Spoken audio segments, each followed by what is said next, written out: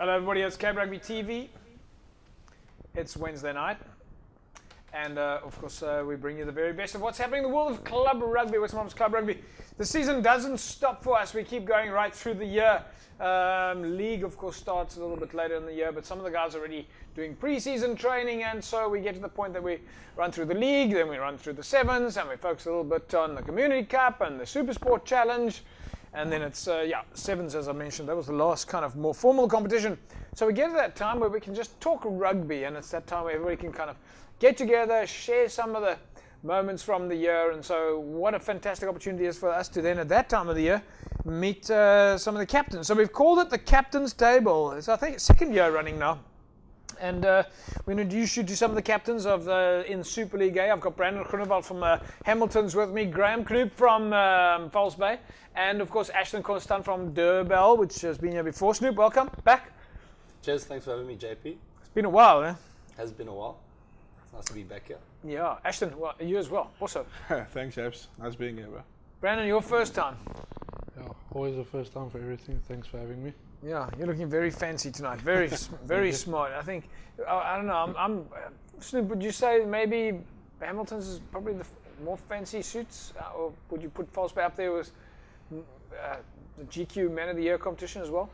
They definitely got very smart attire, and I think we might be playing a bit of catch up. Listen, how was the season for you? I mean, you guys had a world-class season in False Bay. I mean, we're going to look at some of your highlights a little bit later. I mean, and you guys look a little bit tired. Now, Jonathan van der Walt was on with us last week, and he was like hammered. It was like, no, it's time out now. He needs a bit of a break. But I mean, you guys came out the last couple of years now, just getting stronger and stronger and stronger, and then I finished the league strong, and then you finished Gold Cup as well. You must be happy. Yeah, very happy at the end of the season. I think, if anything, just relief as well. You know, Gold Cup final last year, we came so close. So to finally actually just put the kind of final nail in the coffin, I think a lot more of it was relief than actually like elation or celebration. And yeah, exactly that. It's a long season, so getting away from the field and rugby as much as possible to kind of refresh the mind and the body, and then it doesn't stop, does it? You keep planning for next year. Well, we're going to look forward to hearing about that.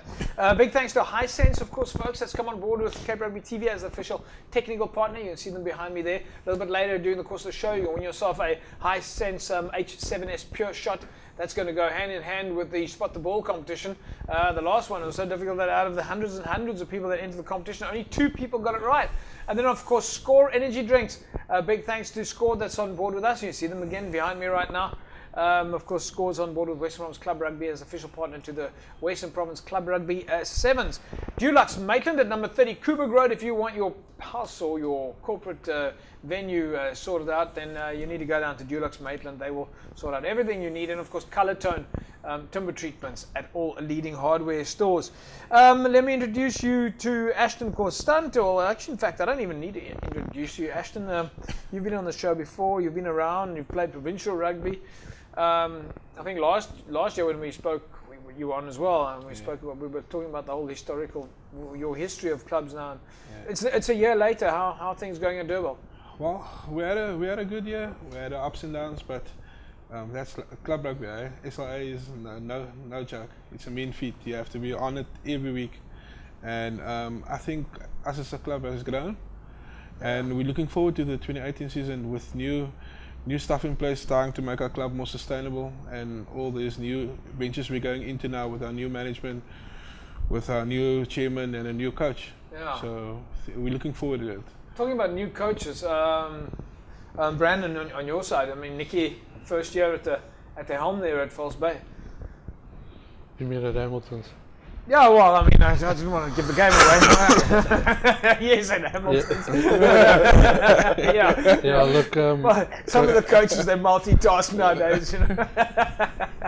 Yeah, no, look, Coach Nikki's been there since I started, so obviously first year as head coach. Yeah, and a first for a lot of Oaks. I think we were like a brand new outfit, but I think everything went well. I know it's easy to say, but we saw it as a stepping stone. So yeah, hopefully this year's better. I believe it would be the coming season, 2018. What sort of folks? Let's get the ball rolling here with a little bit of a video We can take a look at your, hang on, what's our first lineup that we've got? Hamilton's up against Brackenfell. So this will give us a little bit of an indication as to the kind of rugby you guys were playing. Maybe you can talk us through some of this game. Let's check out highlights here. Hamilton's Brackenfell. Of course, big game. Brackenfell being pretty strong in Super League. Certainly, maybe not right at the top, but were certainly able to put themselves in a position as a team that had to be dealt with and had to be played very carefully. Let's check out these highlights.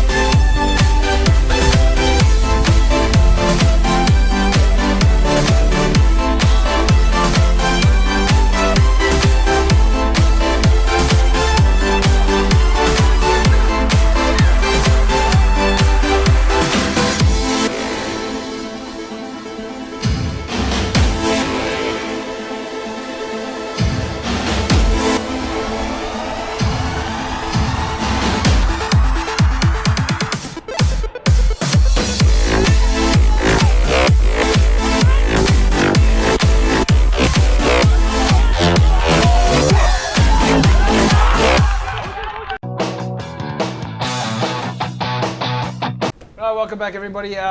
This is, of course, the captain's table here. We've got Brandon Groenewald from Hamilton's, Graham Knoop from False Bay, and, of course, Ashton Constant from Durban. Brandon, that match there against Brackenfell, there were no easy games this year, right? No, definitely not. Brackenfell, first time I played them this year. Didn't really know what to expect. Obviously, they're a bit lower down on the table. But like you said, definitely not an easy game. We played them twice, and it was both of them were hard games at home at Brackenfell. So yeah, definitely a team to watch out for next year. Talking about next year, what do you think? I mean, from Snoop, what do you think? A couple of new teams coming in, a couple of teams going out. There's a slightly different format this year. It's not going to be league winner. It's going to go to that semi-final, quarter-final. President play it off at Newland scenario. You think it's going to make a difference to the way the Oaks are playing? It'll be interesting to see what it does. It used to be 10-team leagues. So ended up playing 18 games, which was in some respects a bit better because you got to play home and away. So it's always difficult to go away and play against a team. Now what you're going to have is going to be super competitive. Everyone wants to make the playoffs. Which I suppose does help the teams coming up. Because you've got that one-off game that you might win. But at least this way around, we're not going to get to this thing now where the game's almost over after the first round. Exactly. You know what I mean? That no, league. Spot on. So now you got to play semis and quarters and so forth. Yeah, but then again, what happens to the teams that don't qualify for that? And then you've also got there's going to be some sort. I'm speaking under correction. I believe that there's sort of a second-tier competition. Okay. Well, I hope so. Otherwise, we're closing up. Ashton, I don't know. What do you know? I think. If teams are consistent right through all the games, the league games, and here you come where you can have four injuries, and then you play a quarter-final. Correct. And then the other team just pitches, and then you're out. Yeah. So you could be first after all the games, Yeah. But then you have a bad day at the office, and then you're out of it. So you have to be sharp for all the games. So, and managing injuries and those type of things are going to be interesting for management and all those guys. It's a new comp. But it's the same way as the Super 15. Yeah, so you whatever, Super Rugby. So you're gonna have to deal with it differently this year. Yeah. So it's a new comp, new ideas, new. How will they deal with it differently? I mean, what are the options? I think management should just have a bigger perspective of how the depth of the teams, and just manage players one-on-one better. Brandon, do you think have the coaches started thinking about it? Have they started looking at it from a different perspective? It's not just like normal. Look, I mean, obviously Super League A is like super competitive. Yeah, well, I heard these Oaks just talk about it now. Obviously pre-season and stuff starts again now. But yeah, obviously your body needs a rest. It's going to be a long, hard season like we've just mentioned. It's going to be tough. You need to pitch every week. So I think coaches know that they're going to have to manage the teams correctly. If there's a bunch of 30 Oaks, all of them are going to have to get a chance to play so that we can rest some guys for certain weeks, certain games. I think they've definitely thought about it. So you kind of have to think about, do you rest your bench, whereas some of them normally would have played for the second team? I don't know if that's you can't keep putting your second team guys in the mix. It's interesting scenarios, huh? So because I always say to people, it's an amateur sport, but you have to have a professional outlook on everything, because you have to strategize about things. But on the day also, you can't rest all your guys and expect to win it, because you have to pitch every week in the Super 8. These guys know there's a slight chance of doing something, because there's always upsets. Right through the year, there's always upset.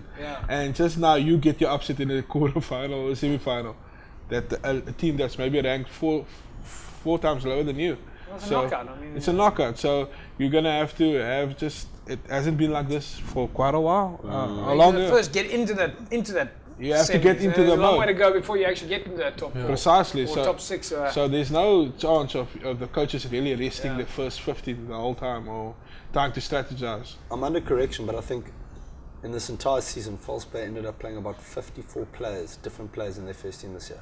Oh, really? So that's a phenomenal stat, which actually just shows you that, you know, how many players come and go, and that you actually need to end up putting into your team. Maybe it's one of the reasons why you guys did so well. Again, player management. I suppose you've got to consider all that. Anyway, let's take a look at the False Bay Durbel game. False Bay had a fantastic season, as we know. Durbel, well, I don't know, Constant. You're going to have to tell us. Let's have a check of these highlights.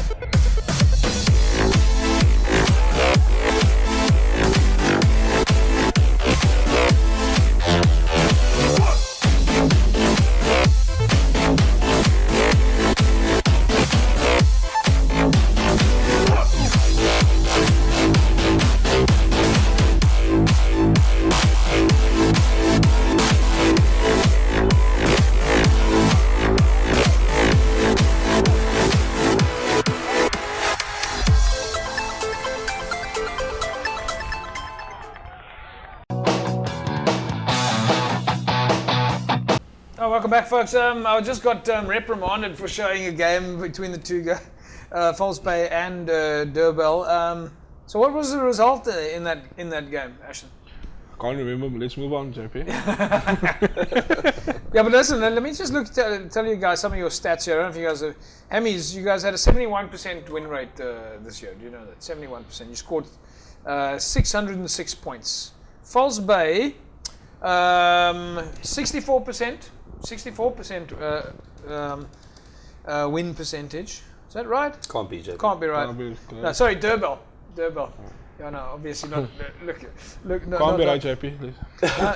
And then Let's fire the stats, guy. Quickly, JP. we'll see if we can get to the False Bay stats here in a second. False Bay, 86% win rate. So where did it go wrong for you? Which was the game that you guys lost? Marty's. Would have been the Marties and the draw against Hammies. The draw against Hammies, that would have cost you those, and you put 633 points on the board. So if we're looking at these three teams here, we're talking about very close margins every all the time, Brandon.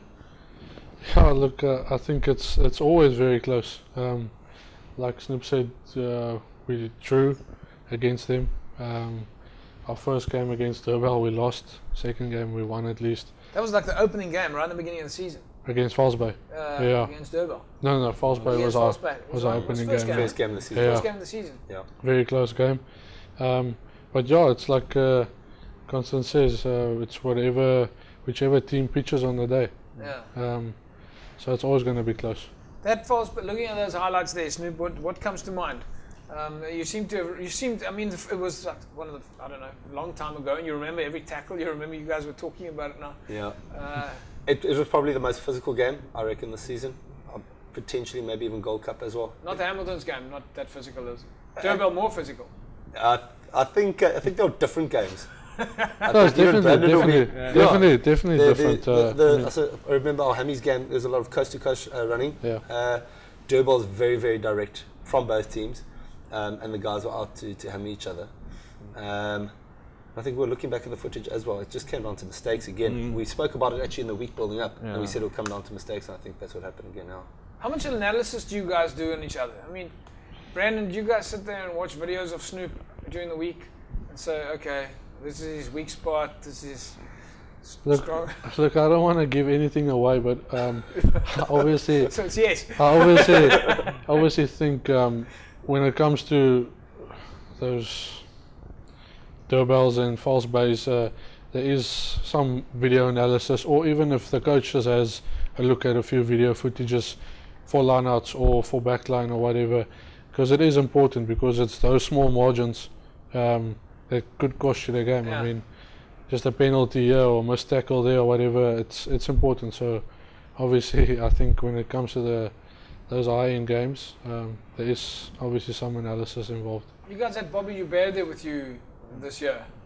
He's now been appointed as head of coaching at Grey Bloom. Yes. The technical side, the analysis side, do you guys do a lot of that? Same question. We do prep on every team. If we can get the footage, we'll do it. Because although we feel that it's amateur sport, we have to have a professional look at it. So How hard is it now in terms of budget and so on to have cameras around and make it work? As I said in the beginning, our club is really moving into a space where we try to make everything sustainable around us. We a lot more player input into certain things to generate some funds and stuff like that, because it's not back in the day where a sponsor just gives. This is the captain's table. We're having a little bit of a slightly more casual show, having a little bit of fun. Trying to find out what it is that makes the teams and the captains tick. And it's so nice to have the guys that play against each other normally, have them around the table and have a bit of a conversation. So a little bit more casual as we're now in the holiday time and the players are all relaxing a little bit, and it's been so difficult to get everybody on the show. We're going to take an ad break, and when we come back, we'll carry on with the Cape Rugby TV captain's table. Welcome back, everybody. Cape Rugby TV, and we're talking to on the captain's table. I've got Brendan Groenewald from Hamilton's, Ashton Constant from Durbell, and Snoop, Graham Snoop, with us. A couple of questions that came in on Facebook. And by the way, you can join us on Facebook, www.facebook.com/Cape Rugby TV. Ask your questions. A little bit later in the show, I'm going to tell you about our Cape Rugby TV app. where you can go and spot the ball, play the spot the ball competition, and you'll put yourself in the mix to win a Hisense H7S pure shot mobile phone with 16 gig RAM, dual SIM slots, and an Android. It's multi-touch with a 5-inch screen, octa-core processor, and of course a massive battery, and a fantastic front and back camera. So that's the Hisense Pure Shot up for grabs a little bit later, and I'll give you a chance to win a case of scores. So the questions that came in on Facebook, www.facebook.com/Cape Rugby TV. Don't forget to use the hashtag #WP Club Rugby for anything that you need. Snoop, this is a question for you.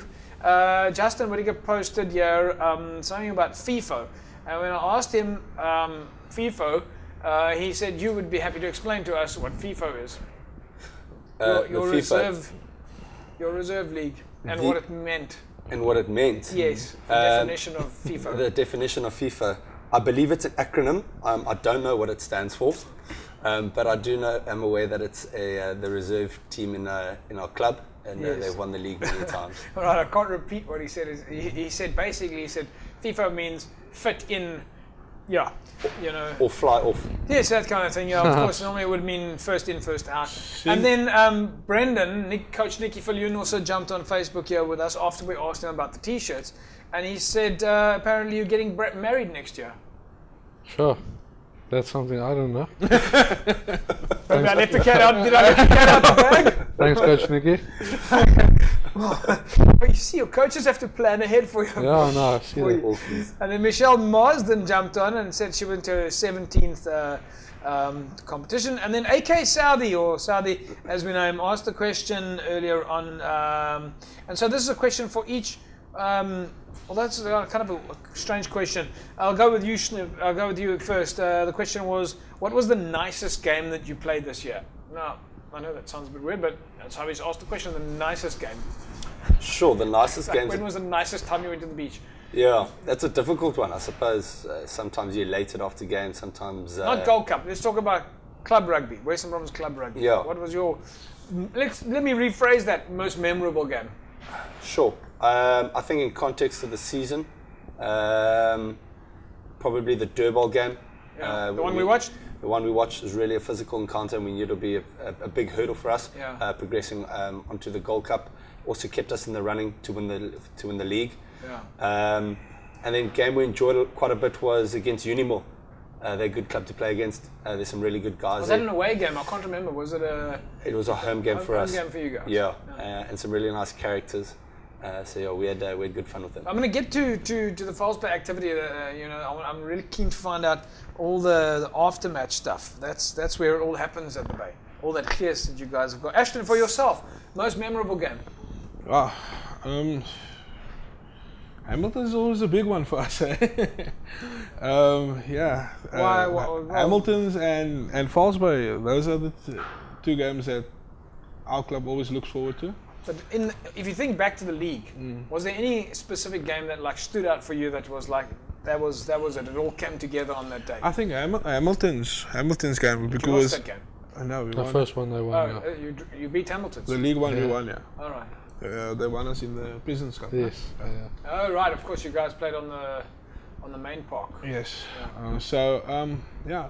It's always a physical encounter against Hamilton's because they always say that Falsebay is the southern suburbs, like Durbanville is the northern suburbs team. We're the same, it's just we're in different parts. Yeah. So our club as a unit, we look forward to playing against Hamilton, the old foe. So yeah, it was a tough encounter against them. Could have gone both ways, but the guys took heart and just went the whole 9 yards. Brendan, on your side, most memorable game? This is not a cliche because they're sitting here, but also first game against Falsebay was a good game.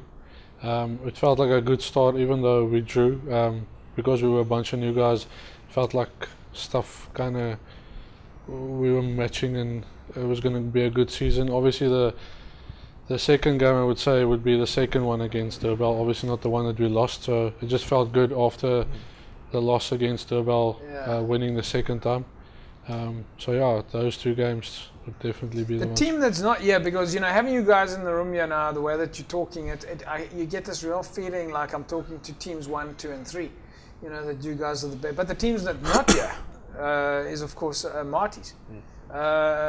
Snoop, are we ever going to see the day that Marty's loses? Well, they lost last year and the year before to Falsberg. And to Dublin. Did you guys beat Marty's as well? Away. And away. Yeah, and Craven. Yeah. Listen, the reality is because you could have had a perfect record this year. Yeah. Sure. It was that must have stung, huh? It was a Especially- draw. No, we lost in the last minute. Oh, And they that's scored right, in the of course. corner, and we put it over from the corner as well Oh, to win by Yeah. one in overtime. That's enough. in overtime. In overtime. Yeah, so that'll probably haunt a lot of us for the rest of our life. Well, it looks like it's still haunting you. Like you're struggling to draw that memory back. But I remember speaking to Jonathan van der Walten, and he was obviously devastated with that. But I mean, you couldn't take that too hard. I mean, I know you guys wanted to have that perfect record, but Marty's class outfit. Absolutely. Just always. Well, biggest rugby club in the world, and the truth Yeah. is they're an institution. So if you kind of, you start putting those sort of figures in perspective against each other, I think the nice thing for the open clubs is that we know we can compete against them, and I think they understand too that they need to up their game when they play against us. And I think it always makes it interesting. I think. Do you think you've done that now? You've laid the marker. I mean, everybody else, you guys have. Would you say that you've set the bar, or was it? I mean, if I look at everybody, all three of you guys in the room here, the margin of error or the margin between any of you guys is so small. Well, don't just take us as well. You've got to include Tigerberg there. You've also got to include Belhar. It's being more and more difficult for Marty to go away and play. So I think the difference now is in our league, you only play one game home and away. If you're playing Marty's away at their home ground, it's going to be tough. Yeah, well, you only have to walk from the Corsos to get to the field. Correct. Yeah, on a Wednesday night. On a Wednesday night, after your 3-hour nap. Yes. Yeah. But for Marty to go and travel to Tigerberg or Belhar or anywhere else isn't particularly easy these days. So I think the open clubs are definitely caught up. Yeah. Ashton, on your side, I mean, Marty's, you guys seem to be reflecting on the same thing. Yeah, I think the day that you have Marty's in the corner, you should knock them out. If you have them in the corner, knock them out. Don't let them juggle around. But they were really class out for this year, Japes. Yeah. We got a red card against them and everything fell apart. But they were really class out for this year. Their conditioning was all above everybody's conditioning in this comp. But the professional outlook of Marty's is good. Yeah. So I just think that you should craft hard to beat them there and even at home by you. Brendan, let's bring you into the picture here. The Super League A itself has got to be closer and closer every year. This year it wasn't clear cut. Nobody was going to be guaranteed to win, even though False Bay obviously did really well. Anything could have gone anyway on any day. And we look at those top teams: Tigerberg, Belhar, Brackenfell coming through the ranks. Union Mill being maybe the one that surprised everybody with just getting stronger and stronger with their first year in Super League A. Yeah. If you look at those other teams, how do you? I mean, firstly, what did you think was going to happen in this year with some of those guys? And if we look at 2018, any predictions? Yeah, JP, it's like I said, I can't really predict anything because, I know there's going to be quite a few shifts. I know of guys moving to other clubs and all of that. So I think it's going to be very level, and it's like you say, I think it's going to become a bit more technical. I think club rugby in the old days just used to be physical, and that's about it. But it's going to become more technical, so you're going to have to pitch every week. Who's the toughest guy that you played this year? Toughest guy I played against? Yeah. Yes, there was a few. Snoop, put your hand down. There's been quite a few. I mean, if you look at my face during the rugby season, I think every team has their one okay that's as tough as nails. So there's been quite a few. And you, Snoop, anybody specific that jumps out of mind? It doesn't have to be physically. I mean, it could have been like the toughest fly because you just couldn't catch him.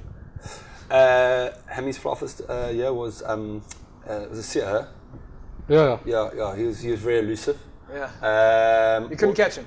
No, he's always very dangerous. He's always showing and going, and I'm also very slow. Well, I didn't want to say anything. in the Durban 8th man, old Conway. Conway. Conway Conway's Pretorius. he's always tough as nails, and he always tuck the ball under his arm and run at you. Yeah. So those are two standout guys. Folks, we'll take an ad break. When we come back from the break, we'll carry on with our Cape Rugby TV Captain's Table. Welcome back, everybody. It's Cape Rugby TV, and we have got the Captain's Table here. Right, I did promise you earlier on that you could win yourself a case of Score Energy Drinks, 33090, if you want to win yourself a case of Score Energy Drinks. All right, a whole case of the Score Energy Drinks. I'm going to have one of these. In fact, what is it? Yeah, I'm going to have one of these right now. For those of you that want to enter the Score competition. Buffalo. I was just doing the Snoop thing. 33090. And you can win yourself a case of Score. Congratulations to last week's winner, Tony George. Tony walks away with a case of Score Energy Drinks. Tony, one of the guys from Cape Rugby TV is going to be in touch with you shortly. For those of you that didn't hear me, what I said in terms of the number, if you can't remember the SMS number, just download the Cape Rugby TV mobile app, and there's an SMS button on there, and you just simply push that app icon, and the short code will pop up for you, and you just type in the word Score and push send, and that's your entry into the competition. So, yep, congratulations, Tony George. You walk away with a case of Score. One of the guys is going to be in touch with you shortly. We got another game. What game we got there, guys? Durban SK Warmers. Let's have a look at this game. We'll run it through here. Ashton, you can give us a couple of comments on this. SK, of course, can lift it on the day.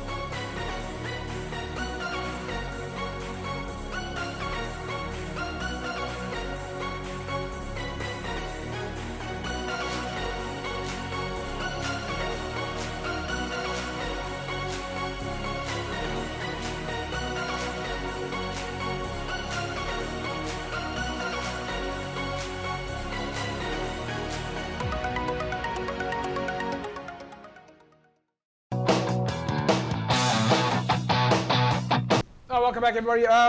SK Warmers, tough outfit on any day, Ashton. Yeah, that was actually a very close one. I think we won the game about 2 or 3 points. Yeah. Very close one, though. The other teams in the league, if we're looking at 2018 now, and we look at the preparation, the conditioning, if we look at the last 5 years, there's a big difference in Super League A. I would say in terms of the you can almost categorize them in the top 8 teams, the top 6 teams, and the top 4 teams have seemed to stay the same, and the rest are catching up. I mean, Marty's has always been Marty's. False Bay, always False Bay. Hemmy's is Hemmy's. And you guys, Durban, you guys been doing the same kind of level of rugby, top for a while now, but now the other guys are catching up. It means everybody's got to really have to up their game. Yeah, I think so. We also upping our game again. We're having back Jacques van Blek, our Gold Cup guy that was with us, Parkinetis. He's doing our preseason again, so and he's brought a lot of things with him that changes the game a bit, because you have to be innovative. If you can be innovative in this league, then you're gonna surprise people. If you surprise people, you're gonna win on the day. So but you need to be consistent also in your approach. So us as a club, as we try and we got from leaps and bounds in where conditioning is concerned, and I think we're on the right path. So is it becoming a money ball scenario? I mean, if I look at what Jono has done with you guys at False Bay, and you've kind of ticked every single box already. You know, how do you now take it to the next level when you've done everything so well? Does it now become a question of play the percentages? It's the small margins that's going to make the difference, so you have to really polish on those things? Or what do you do? How do you secure it for next year? Yeah, I think it's a general overall approach. If you look at our team over the last 2-3 years, there's been a progression of our team. We're going to have a couple of guys who retire this year, so there's been a journey of a lot of experience mixed with a lot of youth. There are a lot of caps within our first team at the moment. There's a real lot of caps there at the moment. You guys have got some players that have played more than 200. Justin van Wilken, more than 250 games. Yeah. So and again, unfortunately, he had to retire at the beginning of this year. But I think when we went into some of our final games, we were sitting with 1,300 caps. So there's a lot of experience in the False Bay jersey for those guys coming into the field, whether they're experienced or they're quite young. What's also number one shows that a lot of the players that come there do stay generally.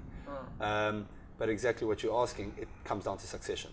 So if we started thinking about our team for this year 6 months ago, 2 months ago, it's a bit late in the game. So the preparation for this team going into next year has been something in the pipeline. And I think what Jono and our coaching staff have done quite cleverly is when guys have needed the opportunity to gain experience, they've given it to them. Yeah, well, you mentioned earlier on you've played 54 different players. Is it 54? Correct. In your first team. I mean that's remarkable. Yeah. And so a couple of under 20 players as well. So, like you're saying, there has to be a succession plan in place. Yeah. Brendan, on your side, pre-season, when you guys get the wheel turning? Well, we've obviously started with testing and getting together on a weekly basis with Graham Benz, working out a program for each and every one of us. So I think definitely in the new year we'll definitely get together and hit it hard, but we've got together, so we know what the plan is, and I think all of the guys' heads are testing. What do you guys test? Well, it's just obviously it's better for the coaches to know if standard was kept or if guys at least trained over the holiday season. The holiday hasn't started. Sure, you're going to test them after the holiday, surely. Holidays has definitely started. So I think it's just for them to see where the level is. Are the guys working? Have they been given off-season programs? Definitely, there has been. We've all got off-season programs, and like I said, we've been getting together on a weekly basis. Because there's a few new guys, but like I said, we started this year with a brand new team, and we've tried to keep as much of the Oaks as we could. And I think, going into next year's season, it's mainly the same team. Let's talk a little bit about the social side. Snoop, you guys brag and brag and brag for the last 4 years about the fact that you've got too much gears. It's say brag. Well, I mean, would you like me to rewind all the videos? There's one specific one I remember at Newlands of. I think that you did say to me that we must now stop with the publicity for False Bay because there's just too much gears. You can't give it away anymore. Yeah, so we started the hashtag please stop the gears now. You guys keep making it work. It's the locals are coming to the games. You mentioned you've got your False Bay TV side. You've got your social media things are happening. You've got. You got the restaurants at the venue, and then of course you've got all your post-match activity. I mean, all these things have contributed to the success of False Bay. Yeah, I think it comes down to just people who are passionate about the club. They're really buying, and then they're not just talkers, they're doers as well. Yeah. So across the board, like you're saying, so post-match functions, social media, everything that's put together is all in-house. So it's all players coming But together to do it. you made a, sorry, I just want to make sure that if I have this right, you guys didn't just say, oh guys, it's after the game, would you, let's go for a beer. It seems like you made a conscious plan to say, okay, we are going to have post-match functions. We have got a restaurant. We are going to invite the locals. It look from the outside, it looks like, certainly with your media activities, it looks like it was planned. Yeah, so it was spoken about. If you take it from a high level perspective, so you're going to come along, you're going to go play club rugby, and then you're going to finish. Yeah. And then, let's say you had won a league, you didn't win a league, you won a big game. In 5, 10, 15 years' time, what does it really mean in the context of things? So how did you go about winning, or how did you go about playing? Yeah. And did you connect with people? And so kind of one of our mandates and what we wanted to do is we want to connect with the opposition we play against. So if you talk about the bullies that you guys, your parents or all the members in your club played, they'll always talk about the great mates that they made with the opposition. Yeah. Now that doesn't happen too often anymore. Guys finish and they leave and they go home. So we're saying, well, why not? You guys all catch up afterwards? Yeah. Yeah. So Brendan, do you guys hang out? Well, sometimes. Yeah, we do. I mean, I Snoop this year where they always come sit in our cloakroom after the game and you have a beer. At Durban? Right, by them and by us. Because you guys have got those VIP sort of Lewis's and No. stuff. No. In our cloakroom, we go sit by each other, we have a chat after I the didn't game. need to know that. Right, but I mean, you do have a bar. Yeah, social area. afterwards, social area. Or do we you do it. insist on doing it in the showers? Good chaps. Yeah. JP turning into the Yeah, funny yeah, show. yeah, This is this a is- funny show this now. Eh? Brendan, This is you a family guys, show, this, you chaps. guys Come have on. got Morgan Newman on your side. Yeah. Life of the party. The life of the party, but again, it looks like this is becoming. Obviously not all the teams are able to do this, but if I look at the Super League 8 teams and that social component, you've got a restaurant element there, food and beverage for folks to come. Yeah. Obviously, you can watch the game from where you're at, standing on a nice balcony. Every club seems to have its pros. But after the game, everybody can come up and have a couple of drinks. They can have a chat. I mean, how much difference does that make to the club itself? I think definitely it's something to look at. I think Hammies, we can definitely look at improving that. It's definitely not the same vibe as Falls Bay, yeah, it's something to look at for the new year. It's important. Sorry, Snoop. It's very important, I think, because obviously it's tough, it's business on the field, but afterwards it's like Snoop says, that's going to be mates in a few years' time. So, in fact, from what I understand, some of you guys might even be playing together next year. No?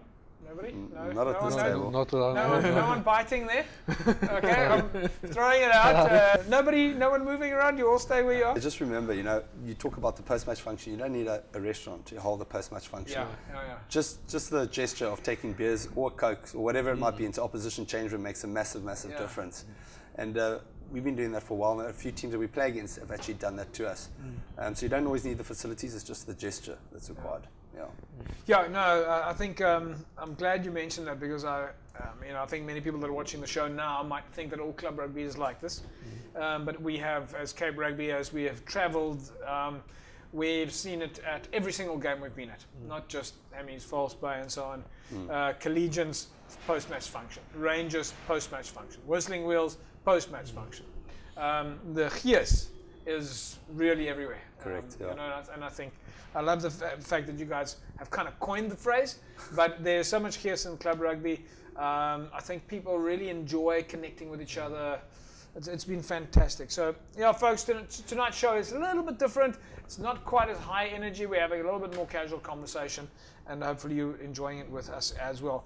Right, so I'm going to give you an opportunity to win yourself this Hisense mobile phone, the H7S Pure Shot. If you want to win this, you need to download the Cape Rugby TV app, all right? It's very easy. You can download it either on Google Play or on the iStore, all right? So download the Cape Rugby TV app, and then go and look for the Spot the Ball competition. Now, let's take a look and see. We've got some very clever rugger buggers in the studio with us. Let's take a look and see. Right, Snoop, any idea where's the ball? A1, A2, A3, B1, B2, B3, C1, C2, C3. Sure, that's a difficult one. I'm going to go for B1. All right. Brendan, would you like to have a go? I'd say C1. C1. All right, the bottom left-hand corner. Yeah. All right, Ashton, you want to give it a go? Let's go for B2. You want to go for B2? All right. We'll announce the winner next week together with the winner of the Hisense smartphone. We've got another game coming up. Falls by Tygerberg, yeah. There was a team there that's mentioned. Of course, Tygerberg made it into the Gold Cup as well. They had a wild card entry. Wild card, right? Yeah. Correct. Right. Let's take a look at False Bay, Tygerberg.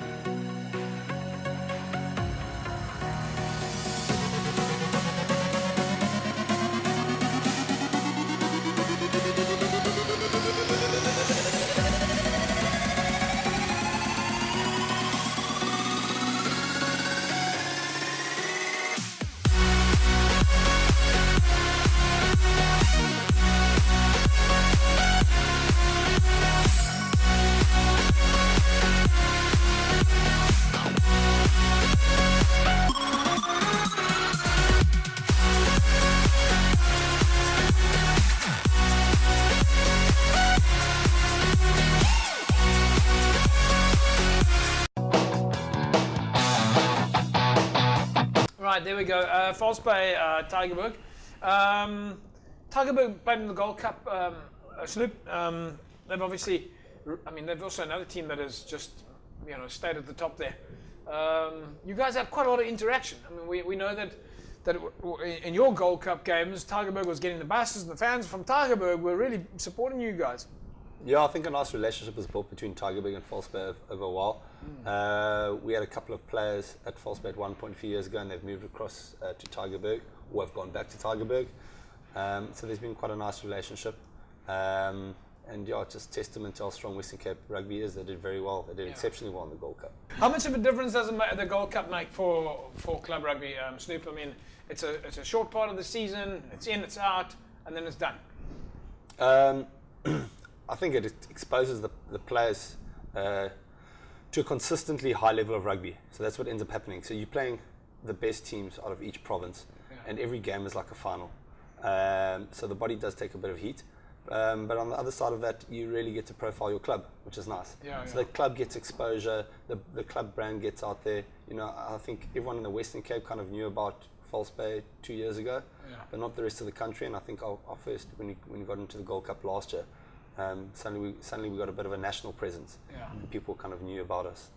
Jonathan was saying that he was getting phone calls from clubs all around the country asking advice. How does False Bay do it? And what are the tricks behind sponsorships and money and all sorts of things like that? And a lot of people are trying to tap into your secrets. Yes, I know you're not rocket science. It's just a lot of hard work. Well, you explained it earlier on. You did. You said there's a big team effort behind it, and so on.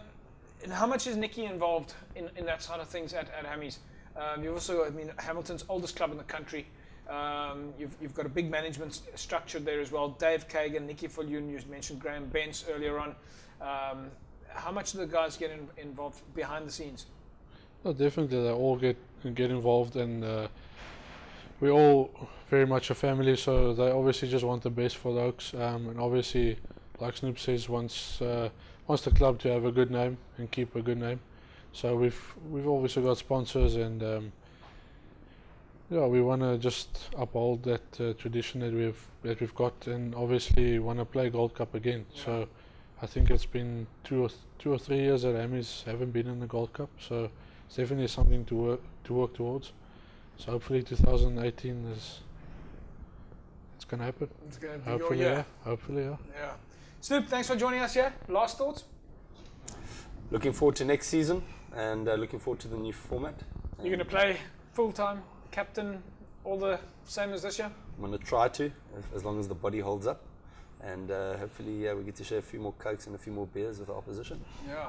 Well, it sounds like if they're going to play at False Bay, they don't have a choice. Ashton, on your side? Well, Jeff, any secrets we can expect from Durban? No secrets, bro.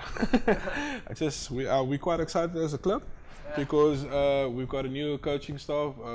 Johan Kotzer is our new head coach. All right, of course, I should have asked you who's taking over from Bobby here. Johan is he's looking ahead to the year, and he's a very innovative guy. Johan Kotzer. Yeah. And he's from? He used to coach Brackenfell last year. Okay. So he came over the street. Yeah. And he's on here. We've got a new chairman in Robert Wallander, and then a lot of old boy guys like, you remember Maurice White? Yes, Well, that was for ages our captain. Yeah. He's also on the exec, him and Adi. So we're looking forward to a new type of breed coming in, new ideas. All the guys are pitching in. We're trying to make 2018 a very good season for us. Well, I think personally, I believe that's one of the ways to do it. If you want to make club rugby work, you've got to keep your local guys close. You say your coach coming across the road, your previous captains on the executive. You know, that's fantastic. That's what we want to hear about. Yeah. Cool. Yeah. Brendan, from our side, good luck for the marriage. According to social media, the social media is that it's on for you. I'm looking forward to it. You all invited. So I don't know if you want to invite the whole of Cape Rugby to your wedding. It might, but we'll bring Snoop and we'll bring the Gears. No, definitely. But of course, then that there'll have to be an after-match function. Yeah, we'll organise something. I don't know, maybe at Amy's. We'll speak to Morgan. We'll speak to Morgan. Yeah. Morgan can do the catering. Yeah. Right, folks, that's a wrap. We'll see you again next week, same time, same place, when we continue with the captain's table. But then we'll be looking at Super League B. Some of our captains from Super League B, and join us here on Cape Rugby TV. We'll have a little bit more fun. Find out what's just give the guys an opportunity to rub shoulders. We'll see you again next week, same time, same place. A fantastic rugby weekend. Bye bye.